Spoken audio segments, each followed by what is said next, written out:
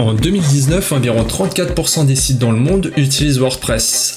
À titre de comparaison, Wix est utilisé pour environ 1,1% des sites, ce qui fait de WordPress une cible particulièrement pertinente pour le pirate. Au cours de cette vidéo, je vais tout d'abord vous présenter comment le pirate opère de manière générale, et dans un second temps, comment s'en protéger. Je vais maintenant vous montrer une manière de pirater un site WordPress. Il faut savoir plusieurs choses. C'est que, tout d'abord, c'est une méthode parmi tant d'autres. Aussi, un pirate, ça peut très bien être un humain, mais aussi un robot. Un robot qui va faire ça de manière automatisée et à très grande échelle. Pour les biens de la vidéo, j'ai utilisé un site WordPress qui n'est pas correctement sécurisé. Maintenant que tout est dit, on va rentrer dans le vif du sujet. Donc voici le site. Alors la première chose que le pirate va chercher à faire, c'est de voir s'il a accès à la page de connexion du back-office. Il faut savoir que quand on crée un site WordPress, de base, l'URL qui permet d'accéder à la page de connexion du back-office est la même pour tous les sites WordPress.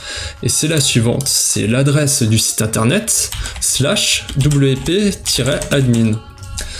Donc si cette adresse-là n'a pas été changée au préalable, on a donc accès à la page de connexion du back-office. À partir de là, le pirate il a besoin de deux informations cruciales pour avoir accès au site internet et prendre son contrôle. C'est l'identifiant de l'administrateur et le mot de passe bien évidemment. Il faut savoir que l'identifiant de l'administrateur peut se trouver dans un certain nombre de fichiers de base de WordPress ou bien dans l'un des fichiers des plugins installés, d'où l'importance de ne pas installer n'importe quel plugin. Alors, maintenant pour ce faire, je vais vous présenter un outil qui est à la base un outil d'audit de site qui permet de répertorier toutes les failles potentielles au sein du site internet. Cet outil est disponible sous macOS ou alors sous Linux. Je vais utiliser une version de Linux pour vous faire cette présentation. Donc l'outil en question c'est WP-Scan. C'est un outil qui fonctionne uniquement en ligne de commande Linux ou macOS. Je vais agrandir la fenêtre. Alors son usage est vraiment super simple. On fait appel à l'outil, on indique les options voulues et l'URL du site qu'on veut auditer. Les options sont juste en dessous. Il y a un grand nombre d'options qui peut être utile selon certains cas. Donc dans mon cas, j'ai envie d'énumérer un certain nombre d'informations. Pour ce faire, je fais appel à l'outil WP-Scan. Je veux enumerate, donc énumérer un certain nombre d'informations. Et l'URL du site que je veux éditer,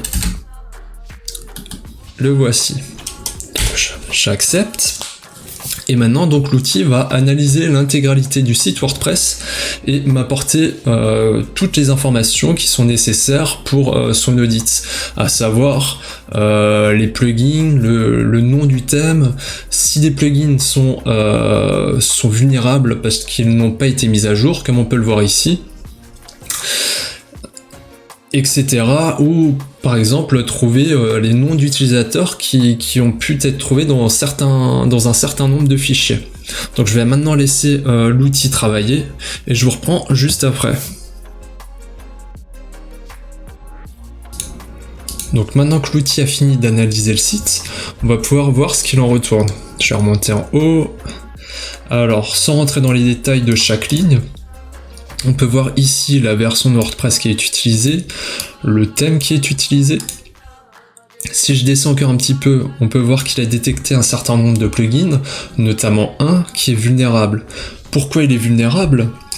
Tout simplement parce que ce plugin-là n'a pas été mis à jour. On peut voir que il a été, on va dire, sécurisé à partir de la version 11.6.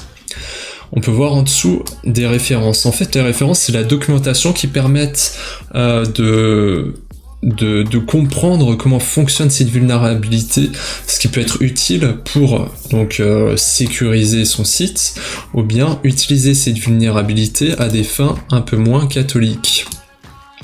Si je descends encore un petit peu plus bas, on peut voir qu'il a trouvé un identifiant, et c'est donc l'identifiant administrateur.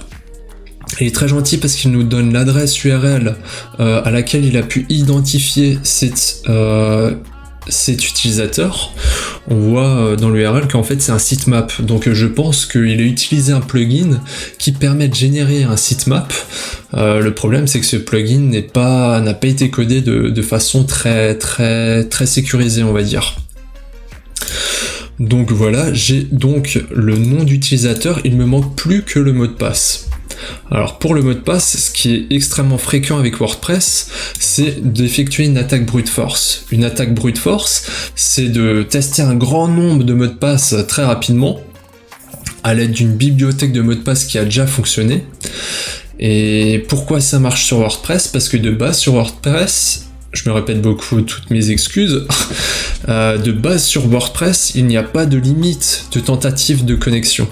Donc une attaque brute force, c'est vraiment l'idéal sur ce CMS. Donc il y a plusieurs outils qui permettent de faire une attaque brute force. Ici, WP Scan le permet aussi. On peut le voir ici, password attack. Donc grosso modo, c'est les basiques d'une attaque d'un site WordPress. Maintenant que cette partie est faite, on va passer à la partie sécurisation. Donc pour pallier à la majorité des attaques liées à un site WordPress, il y a plusieurs points très importants. Le premier, c'est tout simplement de mettre à jour WordPress dès qu'une mise à jour sort. De même pour les extensions, il faut les mettre à jour dès qu'il y a une mise à jour disponible. Il faut savoir aussi que un plugin ou une extension peut être créé par n'importe qui, donc il faut veiller à ne pas installer n'importe quelle extension.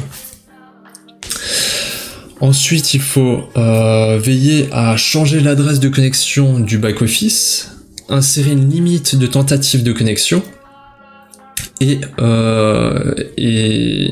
cacher les fichiers sensibles. Comme vous l'avez vu précédemment, j'ai trouvé dans l'un des fichiers du site le nom de l'administrateur. Donc globalement, comment on met en place tout cela? Il y a deux possibilités. La première, c'est de créer du code PHP qu'on insère dans le fichier functions.php qui va effectuer tout cela. C'est pas donné à tout le monde malheureusement, mais bien heureusement, il y a des plugins, extensions qui permettent tout cela.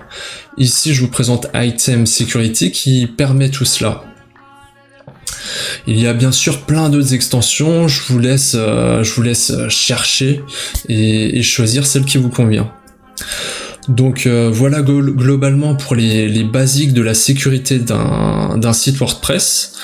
Pour moi, c'était un plaisir de vous partager ces connaissances-là. Je vous dis bye bye et à la prochaine.